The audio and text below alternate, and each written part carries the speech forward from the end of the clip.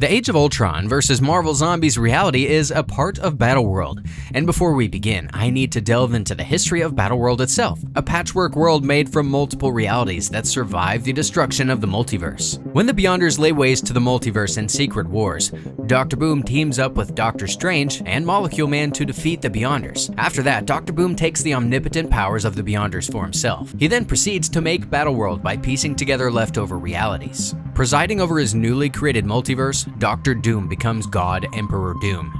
The interesting thing about the Age of Ultron versus Marvel Zombies world is that all the other territories in Battleworld are protected from it through something they refer to in the comics as the Shield. So now that we have all that out of the way, let's get into the series itself.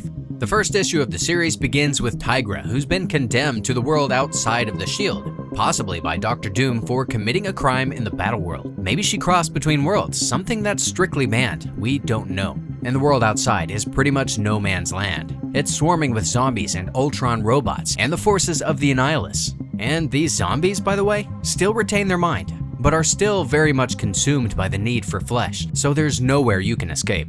As soon as Tigra arrives, a host of zombies including Kraven, Vulture, and a couple of other familiar faces plan out a course of action for their next meal. But the problem is, there's too many of them. No way are they going to be able to share, so it's pretty much every man for himself. Tigra holds her own against one of them, but before she knows it, she's surrounded by an army. When we think she's pretty much done, out comes the Ultron robots. Imperfect, say the Ultron robots in unison and then attack the zombies. The comic then rewinds back a little to show us how the Ultron world came to be. Immediately after waking up, this version of Ultron killed his creator Hank Pym. In the original comic, the threat of Ultron was avoided because Dane Whitman infiltrated the Masters of Evil to warn them about the threat of Ultron. In this alternate world, unfortunately, things didn't pan out that way, so Ultron was able to team up with his allies to take down the Avengers. Over the next 14 months, Ultron was so strong that anyone that could pose a danger to him was gone. I mean, the X-Men, Storm, Namor, basically everyone. Soon enough, Ultron decided that all humans were imperfect and needed to be wiped from the planet. This is the point in the comic where the Stranger arrives at the Shield, someone that the issue is named after. It's revealed that the Stranger is in fact a version of Hank Pym from an alternate reality. His clothing suggests that he might be from a Western world. Why is he there?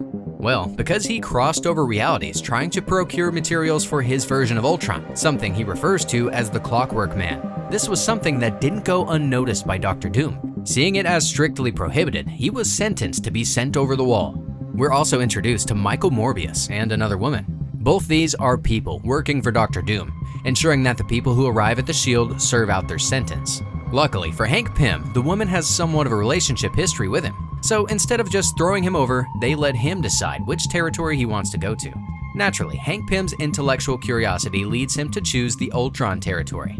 So he walks a whole lot and has an inner monologue with himself in which he thinks it's neat that there's a reality where Ultron came to be born. His musings came to an abrupt end when he notices a couple of zombies eating away at an Ultron robot. As soon as the zombies spot fresh meat, they don't hesitate for a minute. A flash of light strikes the zombies at just the right time and saves Hank Pym. Standing above Hank Pym is this reality's version of the Vision, Human Torch, and Simon Williams. We've been waiting for you, buddy, hoping you'd come our way. And now that you have, how would you like to change the world?